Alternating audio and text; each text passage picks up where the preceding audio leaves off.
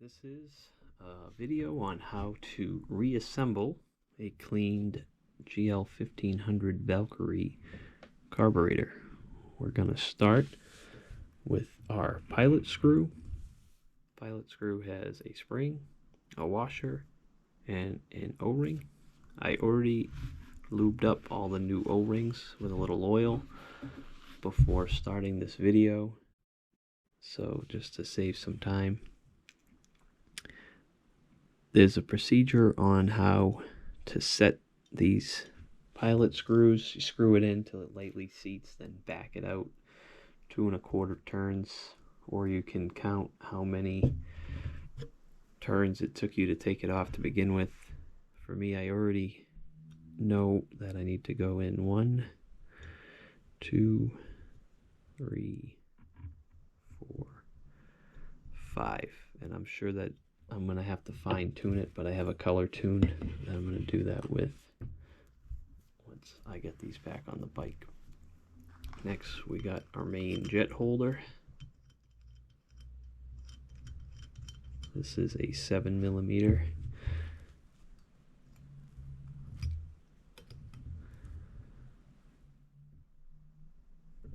And then we got our main jet.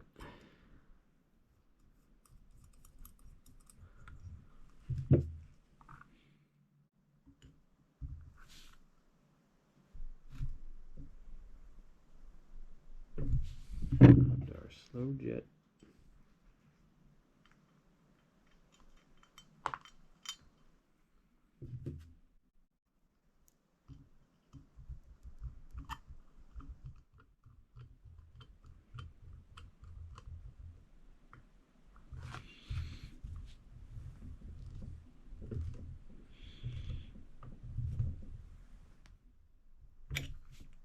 And now we're going to hang our float.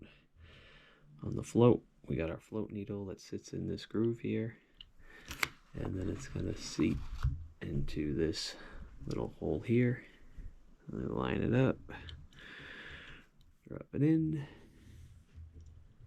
and we got our float pin that's going to hold it on.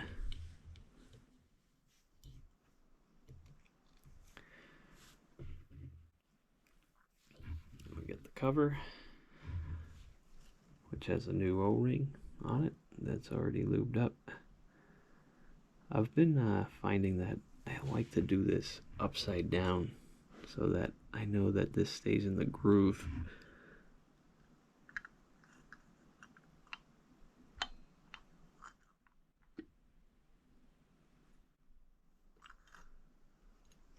Yeah, I always like to double check it, because if this is not in that groove when you put it on, you're gonna pinch it and you're gonna have fuel leaking. So, all right, and once I get it on, set it back down, and we got 3 screws that hold this on.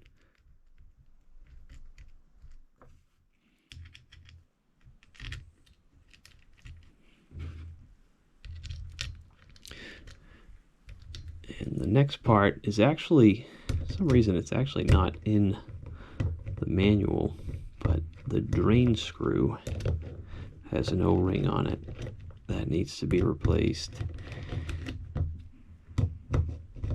We'll put that on next once we get this tightened down. I like to go kind of around, tightening them a little by little so that you're not tightening one more than the other and not getting the O-ring to sit right. Whether it's really going to make a difference, I don't know, but that's the way I like to do it.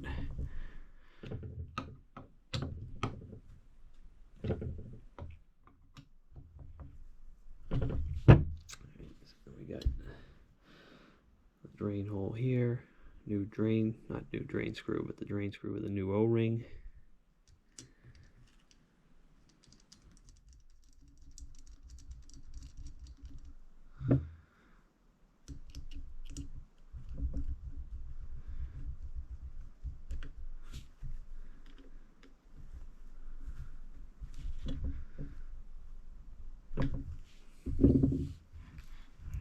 And next we're going to move on to the vacuum chamber up here. So on the diaphragm, we have, in here is going to go the needle, and on the needle, got one spacer. So I like to drop the needle down in. Let's see, we got the needle in there now. Then you got the holder here that has a spring on the end of it, and there's a new O-ring that we installed on there. Just gonna push this down in until you'll feel a click. Might even be able to hear it. There it is.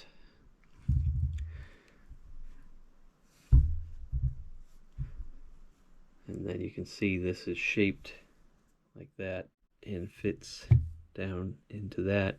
You just got to make sure that the needle is going to align with the little hole in there, the brass hole that it slides down into. You can use your thumb in here just to make sure that the needle's not going to go where it's not supposed to before it's lined up. But we can see we got it lined up. Diaphragm's down. Make sure that the diaphragm is in its groove. I put a little oil on this as well.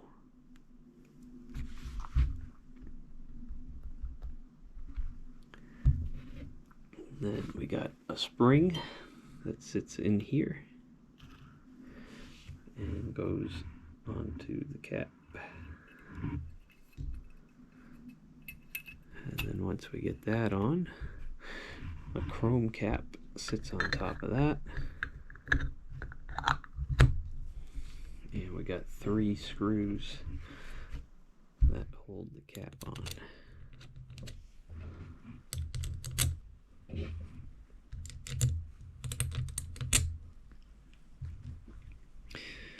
And the next step after this is going to be the air cutoff valve, which this is the one step that I cheated a little bit on because I didn't want to spend time in the video getting the O-ring in, but I will show you where they all go.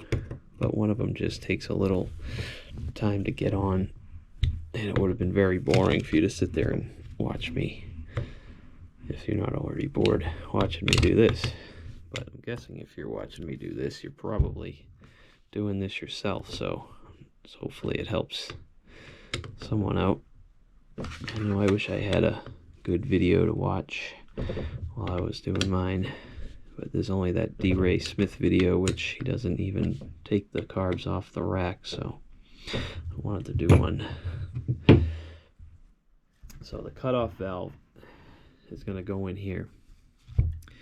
On the cutoff valve, this little brass nipple pulls out, and there's an O-ring on the other end of it, and that's the one that takes a little finesse to get in. I use a toothpick to kind of help poke it down, and then you get the other O-ring on this, and there's an O-ring on the tip of this, and it's just one screw that holds the cutoff valve down once you get it on. So even getting the other O-ring to seat in here can be a little bit of a challenge, so I'm gonna have to put this on my lap for 1 second while I push it in.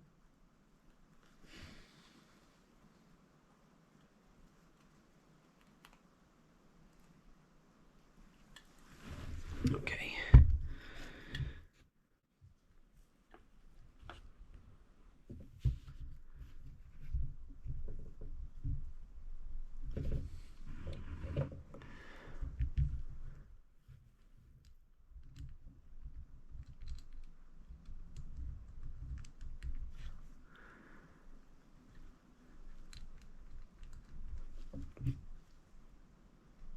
Sometimes just putting the screw on can help you get that O-ring to seat where it needs to. I know you can't really see what's going on here, but if you're doing it, you'll get it.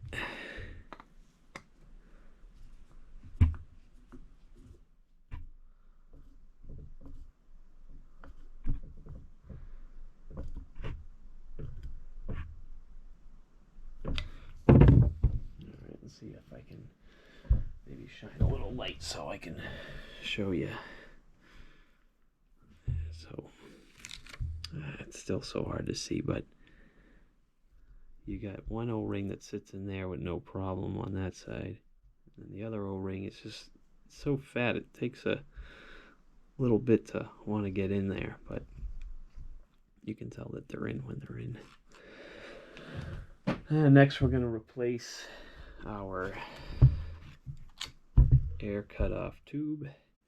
This I actually didn't put any oil on yet, so let's just put just a little dab on the end, help it slide on.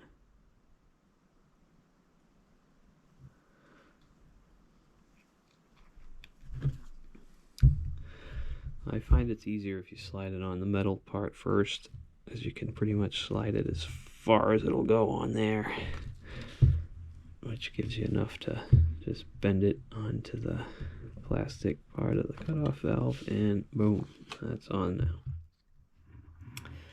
Next we're going to do the starter enrichment valve. Well, that's this and this cap here.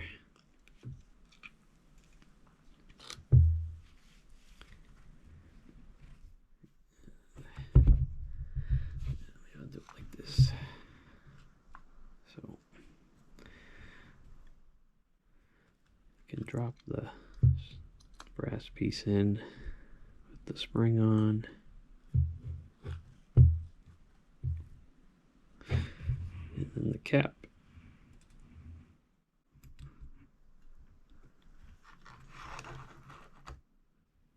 Just hold tension on it while you're screwing it in so it doesn't fly back at you. And it's just plastic, so you definitely don't want to over tighten this. It's a 10 millimeter.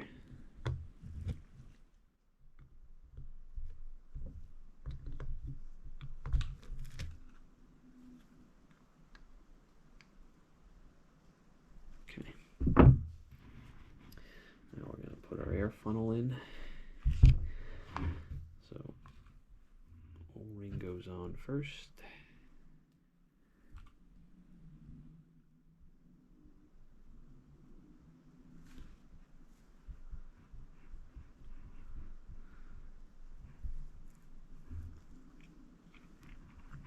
And the air funnel.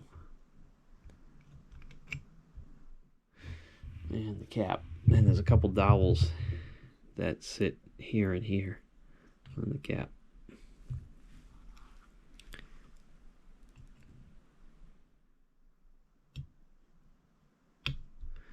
And that's held on with 4 screws.